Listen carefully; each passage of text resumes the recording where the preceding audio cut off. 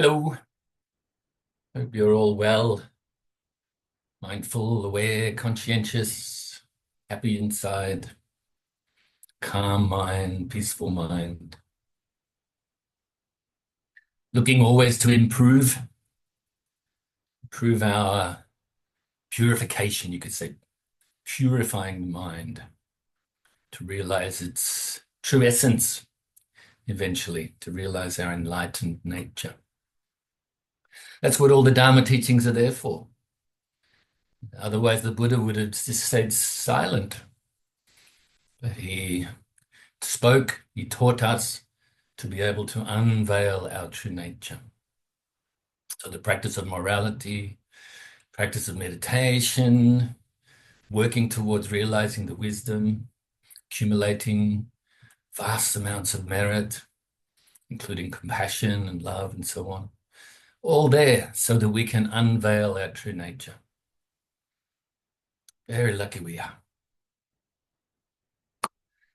Namo Tassa Bhagavato Arahato Samma Sambuddhassa. Namo Tassa Bhagavato Arahato Samma Sambuddhassa. Namo Tassa Bhagavato Arahato Samma Sambuddhassa. Buddham saranam gacchami. Dhammam saranam gacchami. Sangham saranam gacchami. Dutiyampi Buddham saranam gacchami. Dutiyampi Dhammam saranam gacchami. Dutiyampi Sangham saranam gacchami. Dutiyampi Buddham saranam gacchami. Dutiyampi Dhammam saranam gacchami. Dutiyampi Sangham saranam gacchami. Namo Buddhaya, Namo Dharmaya, Namo Sanghaya. Namo Buddhaya, Namo Dharmaya, Namo Sanghaya. Namo Buddhaya, Namo Dharmaya, Namo Sanghaya. I take refuge until I am enlightened in the Buddha, the Dharma, and the Sangha. Through the positive potential I create by practicing the 6 paramitas, may I soon attain enlightenment in order to benefit all sentient beings. I take refuge until I am enlightened in the Buddha, the Dharma, and the Sangha. Through the positive potential I create by practicing the 6 paramitas, may I soon attain enlightenment in order to benefit all sentient beings. I take refuge until I am enlightened in the Buddha, the Dharma, and the Sangha. Through the positive potential I create by practicing the 6 paramitas, may I soon attain enlightenment in order to benefit all sentient beings. May all sentient beings have happiness and its causes. May they be free from suffering and its causes.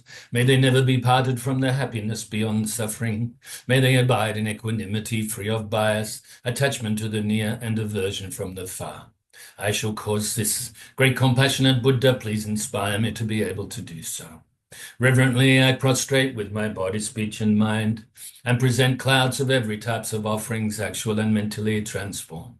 I confess all of my negative actions accumulated since beginningless time, and rejoice in all the virtues of all holy and ordinary beings. Please remain until cyclic existence ends, and turn the wheel of Dharma for all sentient beings. I dedicate the virtues of myself and others to the great enlightenment. However innumerable all sentient beings are, I vow to save them all. However inexhaustible my delusions are, I vow to extinguish them all. However immeasurable the Dharma teachings are, I vow to master them all. However endless the Buddha's way is, I vow to follow it completely. Om Mani Padme Hum, Om Mani Padme Hum, Om Mani Padme Hum. Tayata gate gate parasam gate bodhisoha.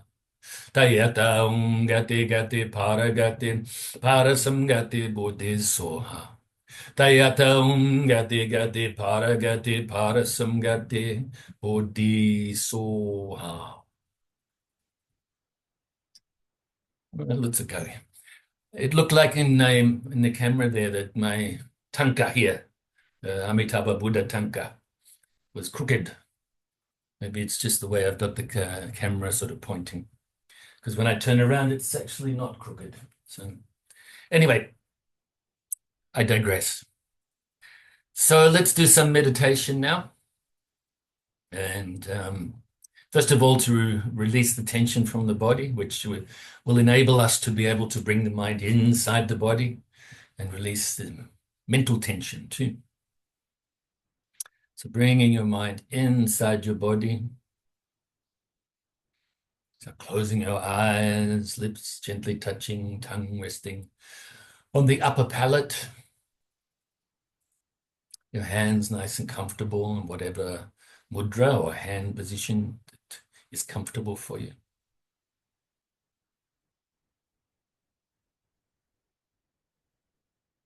The body position or the posture is quite important to help us, in the sense that if we're upright or if we're calm and relaxed, then this will help to calm and relax the mind and keep the mind upright, So it is helpful, but it's not the be all and end all, okay? So I've heard some people in the past and some teachers that I respect too saying things like, oh, you have to be like this in this position. You've got to sit on the floor. It's in some traditions, they don't even like to put a cushion. In the Zen tradition, for instance, we tend to put a cushion under our butt, which helps to keep the lower back straight, for instance. But some traditions say, don't do that, just go on the floor, have to be up like this, like that. But then I would ask the question, are we trying to enlighten the body? Or is it the mind that we are enlightening? Purifying the mind. Yes, like I said, helpful positions, things like that. Posture's important in a sense, but it's not the body that we're enlightened. The body actually comes and goes very quickly. At the end of this lifetime for us, the body's gone, mind continues. Even we realize, we unveil the enlightened nature, then you are Buddha forever. So, but the body's gone. So you can say, in a sense, we say, enlighten the body of a Buddha is like enlightened body is what we call Nirmanakaya, or the emanation body. And of course, the other ones there, part of what we call Rupakaya, form bodies, is the Nirmanakaya. So that's the body, the emanation body that us human beings, they would see. Then you have the radiance body, Sambhogakaya. But of course, the enlightened mind itself, Dharmakaya. This is what we're unveiling, It's not the position. But in saying that, don't go like this, Don't be off balance. Make sure your body's balanced. Even if you are lying down due to having a bad back or something, make sure that you're balanced, not a knee over here and an arm over there. That will help you to keep your mind focused. All right, so I digressed again. Let's go back now into releasing the tension from the body. So starting from the tips of your toes, release the tension from all around your feet, the bottom of the feet, the arches, the heels, top of the feet, all around the ankles and Achilles tendons. Yeah, slowly work your way up. Release the tension from the calf muscles and from around the shins.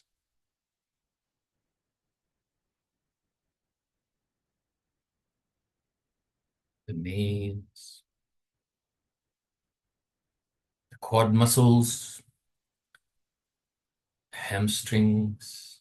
In other words, you're all around your upper leg and around your midsection, around the hips and the hip flexors, the glute muscles,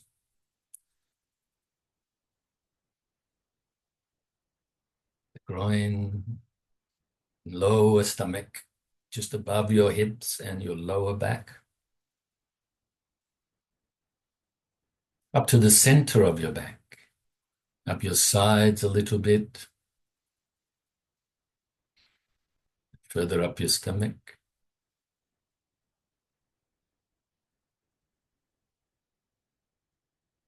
around your chest and underneath your arms, and your upper back. On the outside of each side, you have the lateral muscles.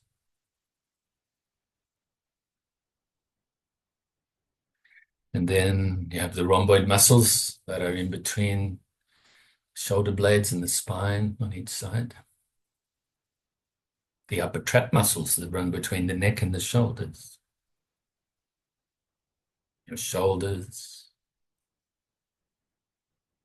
triceps and the biceps, your upper arm, around your elbows, and forearms and wrists, hands, fingers, and thumbs.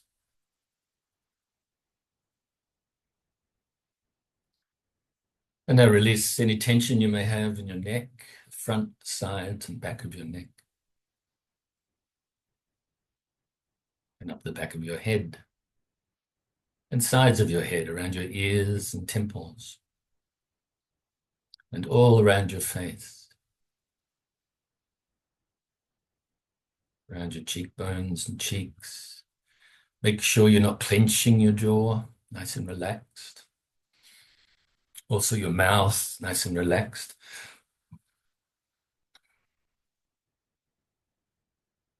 Your nose and sinuses and eye sockets and eyes. Make sure you're not frowning on your forehead. You could almost say your expression on your face can be just a slight smile. First of all, smiling with your mind. And finally, the crown of your head. So now very briefly, scan your body from the bottom to the top again, just to see if there's any leftover tension that you're able to release. And if there is, do so.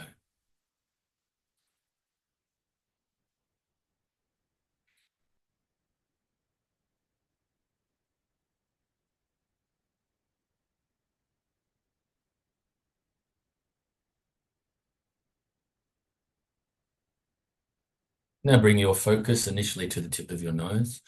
And the object of the meditation is the feeling of the breath as you breathe in your nose, all the way past your throat, past your bronchial area, all the way into your lungs. And then back out your nose again.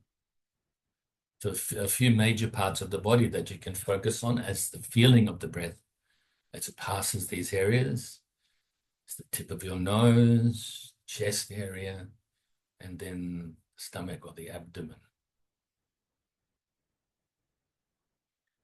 As you breathe into your lungs, they expand, and therefore the abdomen rises a little bit.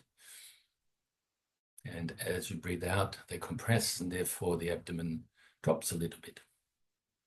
You have this ability to, or you have this opportunity, I should say, to utilize these areas so that you can keep focus on the feeling of the breath as you breathe in and out.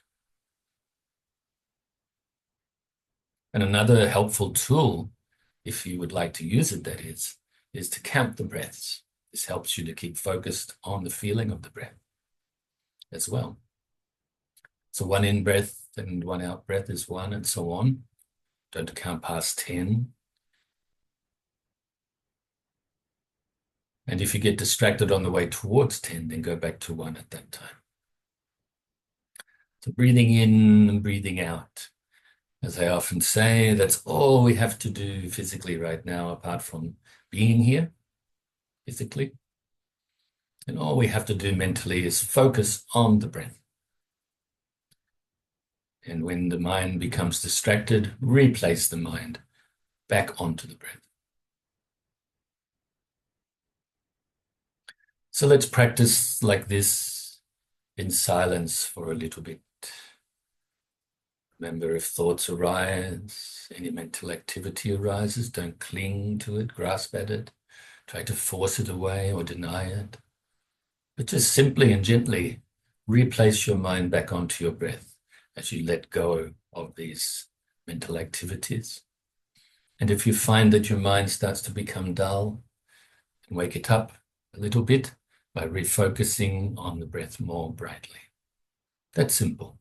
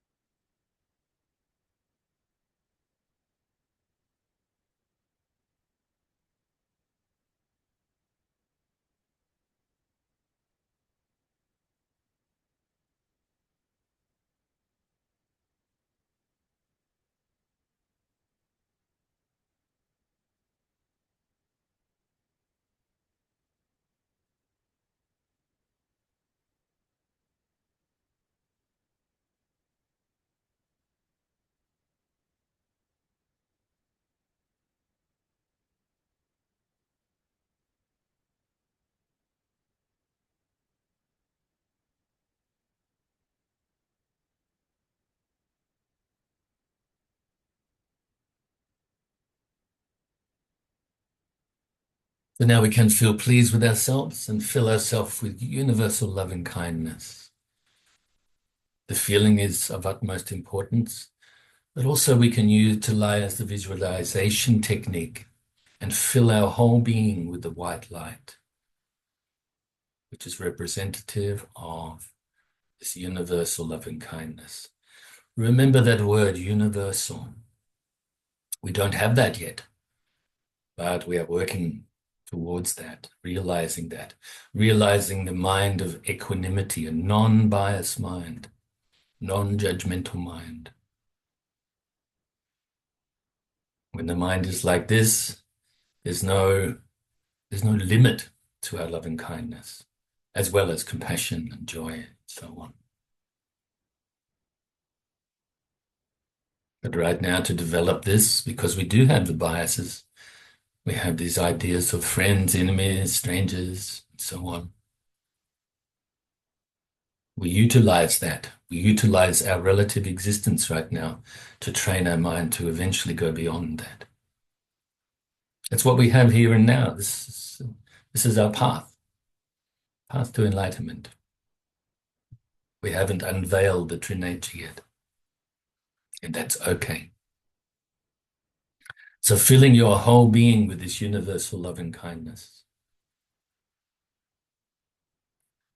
So much so that it now overflows, radiates outwards, radiates from your heart center, this white light, then enters into the heart centers of your loved ones initially that are in front of you in your visualization. Just to remind you, it's up to you how many. You can have the thought of innumerable loved ones if you like, but probably better and easier right now is maybe one or two or three or a handful, as much as you like them. They're in front of you, you are extending and radiating this loving kindness to them and filling their whole being with the white light, the universal loving kindness too.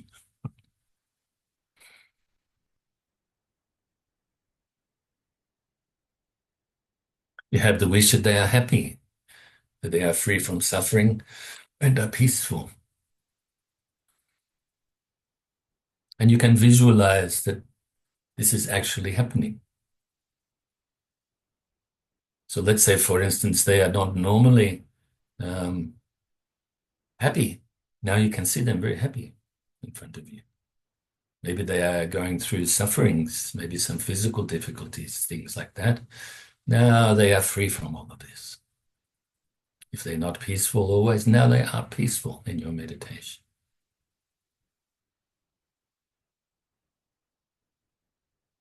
And let's do likewise with those we may regard as strangers, those people we're indifferent toward, radiating this loving kindness to them, having the same wishes. And also to those we may regard as enemies, we do likewise.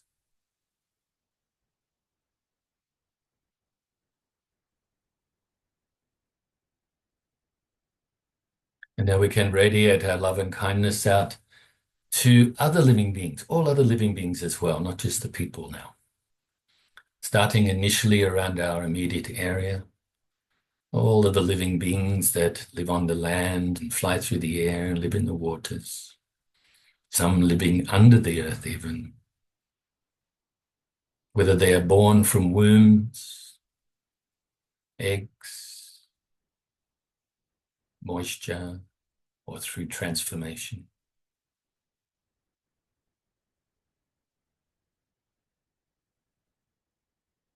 Whether you know about them or not. Extend this loving kindness to all living beings, also throughout your whole state or county, to these innumerable living beings, and all of the states and counties throughout your whole country, and all of the countries throughout the world. Once again, we'll utilize the fact that we are a little biased now. So those countries that you find friendly, or have an affinity towards. Fill them with the universal loving kindness and all the beings that live there. Those countries you're indifferent towards, don't know about or think about very often, if at all. And then also those countries you may have some negative feelings about.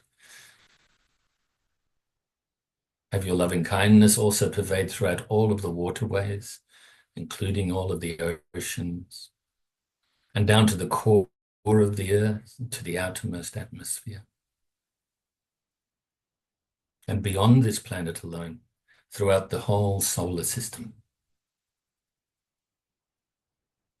and the whole galaxy and universe, which is beyond our imagination, the size of it, with limitless living beings. Have your loving kindness pervade throughout infinite space. And we'll also recite the dedication prayer here and now too. Due to this merit, may I soon attain the enlightened state of the Buddha, so that I may be able to liberate all sentient beings from their suffering. May the precious bodhicitta, not yet born, arise and grow. May that born have no decline, but increase forevermore. And may the precious view of shunyata, not yet born, arise and grow. May that born have no decline, but increase forevermore. On occasions like this is the way we chant the prayers at the start of classes. And this is the way the initial prayers are traditionally. We utilize the word I or me, because we are training our mind. We are utilizing the reciting of these verses to train the mind. But I have another way of doing it that I've come up with over the last couple of decades, really. When I give public talks or when I'm giving a speech for a forum, a conference, or whatever, I use we, because I figured that the people that are paying attention, most of it at least, aren't joining in the chanting. So I would say something, and I just made a mistake just then. So that's the reason I'm explaining it. Instead of saying, which I corrected it to, is due to this merit, may I soon attain the enlightened state of the Buddha. I actually went to say, due to this merit, may we soon attain the enlightened state of the Buddha. So I did that on purpose. But sometimes, you never know. We are imperfect and make some mistakes. Okay, so hopefully you enjoyed the meditations. Apart from giving a little bit of an intro at the start of the Dharma Talk earlier, to do with unveiling our Buddha nature, which has to do with this subject, obviously, then I did slightly longer meditations. Not so much love and kindness at the end. That was quite quick. But like I said, due to one of you, I won't reveal who, actually requesting me to give a bit more detail in the releasing the tension from the body meditation, which you could say also kind of flows over into Vipassana style meditation, focusing on different parts of the body without clinging to them, but not really utilizing our ability to investigate and analyze at that time as such. Okay. All right. So I mentioned last week that when I read to you some things from the Diamond Sutra, that there was, just prior to that, that there was one verse that could be wrong in this book, but also may not be wrong. In fact, I have paraphrased over the years. Well, I chant every day a verse, this verse I'm about to talk about, very briefly. I actually chant it as part of my chanting every day, at least once, maybe more. Okay, so, but I do it both ways over time, and I paraphrase it. It's not exactly the words spoken or written in this version of the book, And so I thought I'd just read it to you as it's written in here. And okay, so let me just find it again. It's actually, I gave you the wrong one last week. I said 17, but it's actually number 26, stanza 26 out of 32 in the Diamond Sutra, or the Vajrachitika Sutra, Diamond Kata scripture. By the way, do you know, you can't answer me really, but why it's called Diamond Kata? Because how do you cut a diamond? The diamond is, to us anyway, the hardest known substance in this world, in the universe, as we think. And so to cut a diamond, you have to use another diamond, sharp diamond. Okay, so to cut, in other words, to realize the supreme wisdom, you have to realize it for yourself. We ourselves have to penetrate beyond the normal to be able to realize this. Okay. Oh, I've just realized something. There is actually a clock that's counting down now. It wasn't doing that for some time, but it's right at the top. Or maybe it's been there all the time and just changed positions and I didn't see it. I try not to pay too much attention to the screen because I'm focusing on, speaking with you guys. Which is one of the reasons that we have Leanne and sometimes Leisha hosting these classes, so I don't have to go click, click, click, and all that stuff. So the title of this stanza is "The Body of Truth Has No Marks." I alluded to this before when I mentioned the kayas. Kaya means body or embodiment. And so you can say Dharma Kaya, embodiment of truth or the truth body. Sambhogakaya, radiance body or embodiment of radiance, like a spirit, like a vibe. It is also said that this is the body that manifests for the sake of the bodhisattvas, the high-level bodhisattvas to be taught by the Buddhas. Okay, so then of course Nirmanakaya.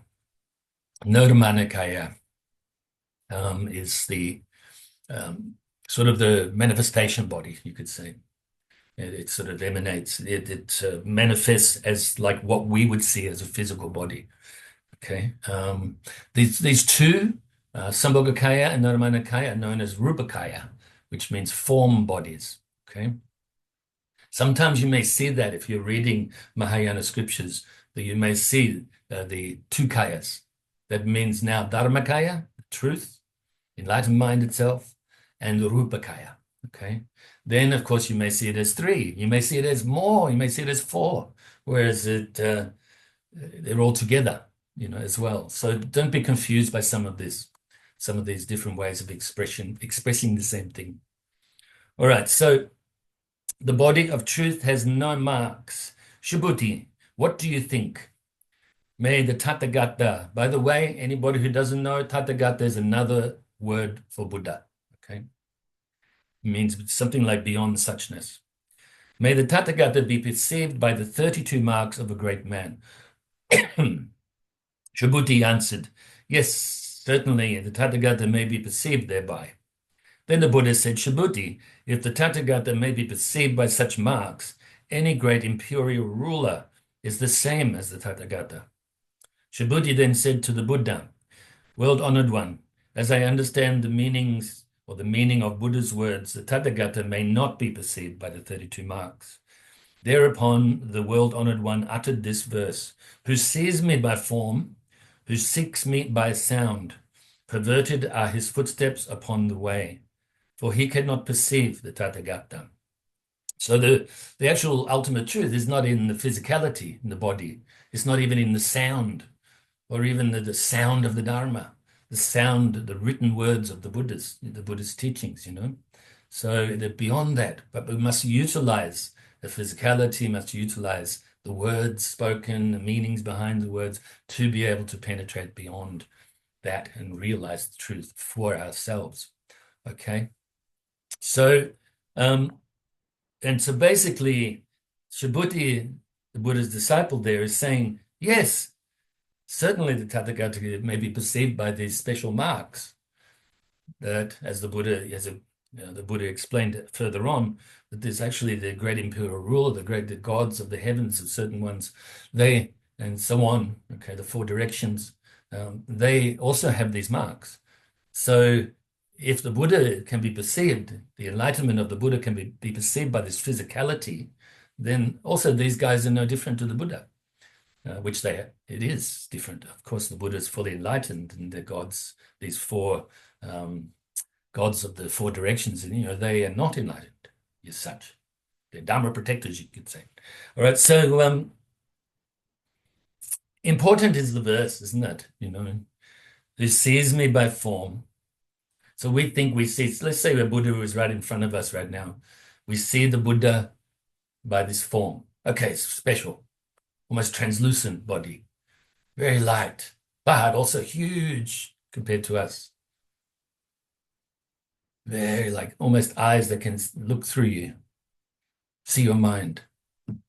And the many different other marks in the body, 32 marks, major marks, and another 80 secondary marks on an enlightened being's physical body. Okay. But in that sense, each one of these so-called marks has a deeper meaning to them as well, which we can't go into right now. So who seeks me by sound, I want to hear the Buddha's voice, it's that attachment, that desire, that wanting. Maybe we're not going to remember the teachings, and therefore we can't contemplate the teachings, and therefore absorb our mind with the teachings, put them into practice so we ourselves can unveil this true nature. Perverted are his footsteps upon the way. So that metaphor, the footsteps on the path to enlightenment. So if the person thinks that they are seeing the enlightened being, hearing the enlightened being, and therefore, now I can be enlightened myself, their views are perverted. They are not pure. The intention may be good, but their view is wrong, okay, at that time. For he could not perceive the Tathagata because we're blocking our way with attachment, and sort of like a clinging to a self, self of a self of other, all of that. So basically, the other version, and supposedly the correct one, has Subhuti answering, "No, well-honored one. The Tathagata may not be perceived by such marks." And then the Buddha says, "Correct, Subhuti, for if the Tathagata were to be perceived by such marks, any great imperial ruler would be the same as the Tathagata." And then the Buddha uttered the verse. He didn't have any need to correct Subhuti, okay? But this, whether either one is true or not, whatever, it doesn't really matter because the teaching is still there. Whether Subhuti got it or not and had to be corrected, not, that doesn't really change how we can perceive this teaching, okay? Like I said, that verse is of utmost importance. Who sees me by form, who seeks me by sound, perverted are his footsteps upon the way, for he cannot perceive the Tathagata. Okay, so basically, and the way that I chanted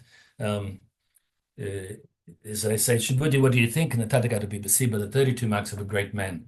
Yes, well-honored one, the Tathagata may be perceived thereby. Subhuti, if the Tathagata may be perceived by such marks, any great imperial ruler was the same as the Tathagata. And then the Buddha uttered this verse, who sees me by form, who sees me by sound. Oh no, then Subhuti says, as I understand the Lord's words, cannot be perceived by such marks. Then the Buddha uttered this verse, who sees me by form, who seeks me by sound, perverted eyes, footsteps upon the way, he cannot perceive the Tathagata. And I also chanted the other way, which is, Subhuti, what do you think? Can the Tathagata be perceived by the 32 marks of a great man? No, well-honored one, the Tathagata may not be perceived thereby. Correct, Subhuti, for if the Tathagata were to be perceived by such marks, any great imperial ruler would be the same as the Tathagata. And then the Buddha uttered this verse, who sees me by form, who seeks me by sound, perverted eyes, footsteps upon the way, cannot perceive the Tathagata. Okay, so I just thought I'd share that with you, because I did mention it. I know it's taken up a fair bit of the class, but that's life. Like I said, there's no hurry here in what we're doing. And now we can go back to the article of which this has to do with, isn't it? I won't do any more with the Diamond Sutra unless I think about it, okay? I said to you that I'd give some brief commentary about, some verses, some stanzas maybe. Maybe I'll go back to the number 32, okay, and sort of cross-reference with this next week. So rather than, I'm not going to read the first paragraph or the last paragraphs, but here's a brief explanation of these words. Everything, all conditioned mental and physical phenomena, is like a flicker of a lamp, just like the flame of a candle flickering in the wind and not ever remaining the same. The life of a flower is very brief and in constant state of flux, dependent on many changing conditions. I think maybe I even get cut off, who knows? A star at dawn, so I won't give the explanation. A dewdrop in the sun, everything comes and goes, no space, no time, no thing knows everything. Let it go, don't hang on to the past. No one owns anything. Everything is like the changing of the tides, the lightning of a summer cloud, in a summer cloud, the bubble in a stream, the phantom and a dream, and thus shall we think of all this fleeting world. There is no self. Look, and you won't find anything. Look in your mind, you won't find anything substantial.